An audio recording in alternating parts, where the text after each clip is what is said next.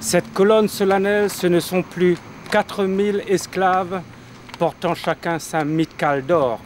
Ce sont 7000 nègres nouveaux. Les mots de Cédar Senghor donnent du courage à Christophe Barré.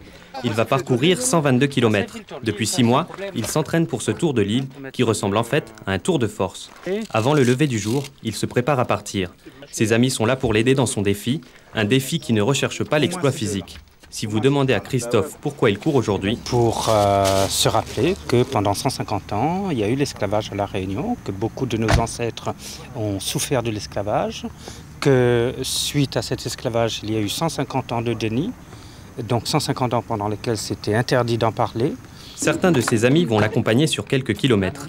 Vers 3 h du matin, le départ est donné. Alors, contre l'esclavage, pour La Réunion, partez. Allez. Dans le silence de la nuit, Christophe part de la mairie de Punaouia. Escorté par la police municipale, l'athlète court vers Paea. Le rythme est soutenu, dans 6 heures, il sera à la presqu'île.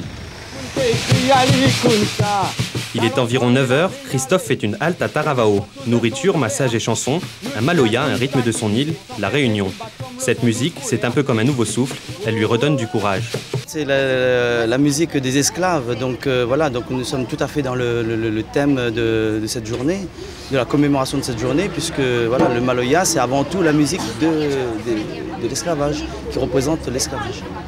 Avant de repartir, Christophe récite un autre poème. Encouragé par ses amis, accompagné par quelques-uns, il se remet en route. Sa commémoration de l'abolition de l'esclavage ne passe pas inaperçue. Ils sont courageux, voilà. Ils sont courageux.